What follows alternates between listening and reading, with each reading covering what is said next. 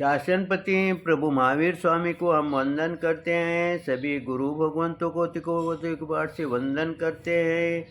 श्रद्धावान भाई और बहनों, आपके अंदर विराजित आत्मा को माजलगांव से सुभाष कोठारी का सादर प्रणाम, सादर जय जिनेन्द्र।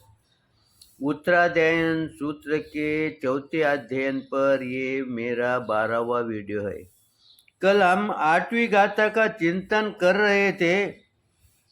चदम निरोहीन उये मोखम आसे जा सिक्कय मवधारी पुआइम वासाई चरे पम्मतो तम्मा मुनि खुप्पमेव मोखम। यानी 8वीं गाथा में हम यहाँ तक आए थे कि हमारा क्लेश कम हो जाता है और क्लेश कम होने के वजह से हमारे को जो वैर भाव है, जो कषाय है, उसकी तीव्रता कम होती है। और आगे गुरु भगवंतों ने ये कहा है कि हमारा आहार कम होने के वजह से हमारा शरीर स्थिर रहता है, तो हमारा स्वाध्याय में कहो या धर्म ध्यान में कहो, हमारा मन लगता है। अब आगे के 9वें गाथा में गुरु भगवंतों ने हमें क्या समझाया है, इस पर देखते हैं।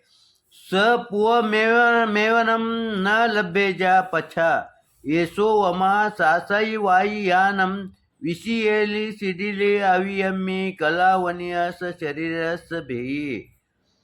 गुरु भगवान 9वें गाथा में समझाते हैं कि कई व्यक्ति को ये मिथ्या धारणा होती है, उनके जो आत्मविश्वास उनका जो है वो थोड़ा गलत हो, मान सकते हैं हम ऐसा, क्योंकि उनकी धारणा ये होती है कि हम बुढ़ापे में समय आने के पश्चात हम धर्म ध्यान करेंगे। अभी इतनी जल्दी क्या है, क्योंकि हमारा शरीर स्वस्थ है, हमारे शरीर परिवार वाले सब अच्छे हैं, हम जैसा कहते हैं वैसा वो मानते हैं, तो उसकी ये धारणा बन जाती है कि हम समय रहते हुए हम धर्म ध्यान करेंगे। उस समय हम जो भी क्रिया करने की है उस समय करेंगे। इसलिए गुरु भगवान समझाते हैं ये अवस्था आएगी, ये कोई संभव नहीं है, परंतु हमारे को जो हमारा आयु मिली है ये शाश्वत नहीं है, इसीलिए तुम धर्म ध्यान तुरंत करो। लेकिन हम क्या करते हैं कि हम सोचते हैं कि हमारा शरीर अच्छा है और हमारे को आगे हम धर्म ध्यान करेंगे है, लेकिन उन्होंने समझाते हैं कि ये जो है न, जैसा पानी का बुदबुदा है वो कब फूटेगा ये बोला नहीं जा सकता, उस वैसे ही हमारी आयु क्षणभंगुर है, कब खत्म होगी ये हम नहीं कह पाते। लेकिन ऐसी धारणा सभी ने नहीं करना चाहिए क्या? कौन सी धारणा कि हम आगे धर्म करेंगे, हम बाद में धर्म करेंगे, हम बुढ़ापे में धर्म करेंगे, ये धारणा किसने करना चाहिए, किसने नहीं करना चाहिए?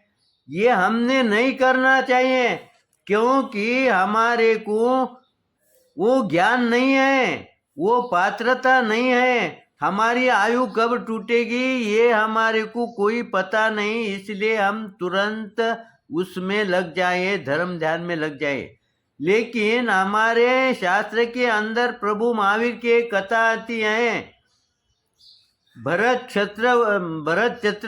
चक्रवर्ती वो भगवान के पास जाता है, वो ऋषभ देव के पास जाता है और वो कहता है कि प्रभु हमारे परिवार में कोई तीर्थंकर भविष्य में होने वाला है क्या? तब भगवान समझाते हैं कि तेरा पुत्र जो मरीचि है वो 24वां तीर्थंकर बनेगा। उस समय भरत चक्रवर्ती अपने पुत्र के पास आते हैं और उन्हें वंदन करते हैं और कहते हैं कि ये मेरा उस भगवान को जो 24वें तीर्थंकर प्रभु महावीर है, उनको मेरा वंदन है। तब मरीचि को ध्यान में आता है कि मैं तीर्थंकर बनने वाला हूं। तो ऐसे जीव ने अगर सोच लिया कि मैं बाद में धर्म करूंगा, तो इस बात को हम समझ सकते हैं, क्योंकि उनके 27 भव पहले उनको ज्ञान हो गया था कि मैं 24वां तीर्थंकर बनूंगा। फिर समझो वो आगे 5वें 6ठे भव में अगर समझो उन्होंने कहा कि मैं अंतिम समय में धर्म ध्यान करूंगा, तो इस बात को समझ सकते, क्योंकि उनको मालूम है उनका भविष्य, उनके ध्यान भले ही अगले योनि के अंदर, अगले भव के अंदर उनको भविष्य का ज्ञान लुप्त हुआ होगा, लेकिन वो नष्ट नहीं हुआ। वो जैसा ही समय आएगा उस समय वो अंकुरित होगा। लेकिन वैसे हमारी हालत है क्या? इसीलिए गुरु भगवंतों ने 9वें गाथा के अंदर ये समझाया है कि हमारा आयुष्य क्षणभंगुर है, इसीलिए तुम समय मात्र का भी प्रमाद मत करो। इसलिए गुरु भगवंतों ने कभी धर्म ध्यान करो या कोई जप करो तप करो ऐसा नहीं कहा है, लेकिन उन्होंने प्रतिपल अपने शिष्य गौतम से यही कहे है कि समयम गोयम माप माए, एक समय का भी तुम प्रमाद मत करो। फिर उन्होंने गौतम को ही समझा, हमारे को नहीं समझाया है क्या?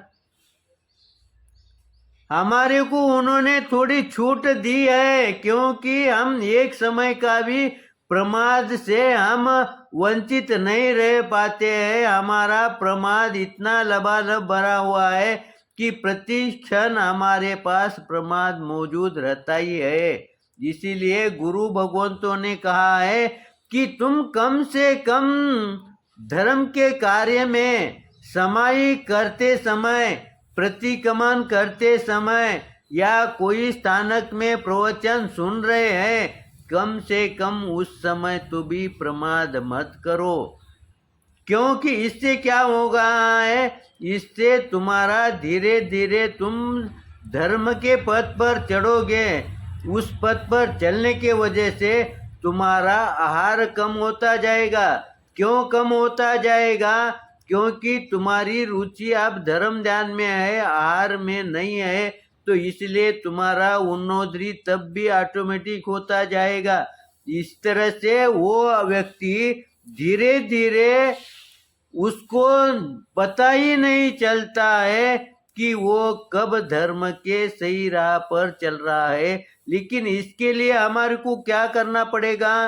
गुरु भगवंतों की श्री पहली बात ध्यान में रखना चाहिए कि हमने प्रमाद करना नहीं चाहिए, और किया भी तो वो कम करते चलो। इस तरह से गुरु भगवंत कहते। आगे क्या कहते हैं? मृत्यु के समय पर औदारिक शरीर के छूटने की स्थिति होती है, तब पश्चातावा, यानी गुरु भगवंत कहते हैं जब अंतिम समय में ये औदारिक शरीर हम छोड़ते हैं, और जैसे ही ये छोड़ने की प्रक्रिया चालू हो जाती है, जैसे ही हमारे ध्यान में आ जाता है कि मेरा मृत्यु निकट है, उस समय हम कुछ नहीं कर सकते।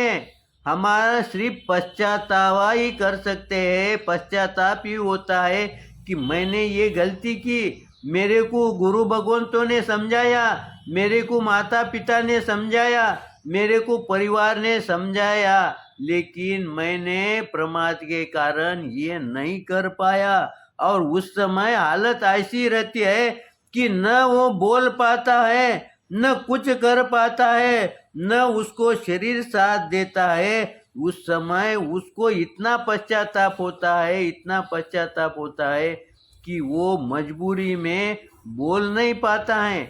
इसीलिए गुरु भगवंत कहते हैं तुम ऐसे जीव को देखो, ऐसे जीव तुम्हारे आजू बाजू में बहुत से हैं, उनका ध्यान रखते हुए तुम उनसे कुछ सीख लो। तुम ये ध्यान में लो कि मैं अंतिम समय में धर्म ध्यान करूंगा, ये धारणा तुम मन से निकाल दो। मैं अंतिम समय में मेरे कर्म कम करूंगा, कर्म का क्षय करूंगा, ये संभव नहीं है। इस बात को ध्यान में रखकर चलो। ऐसे 90 गाथा के अंदर गुरु भगवंतों ने हमें समझाया है। समय को देखते हुए मेरे चिंतन में कुछ विपरीत आया होगा तो आप क्षमा करेंगे, सही आया होगा तो लाइक करेंगे, शेयर करेंगे। इसी आशा के साथ ओम शांति।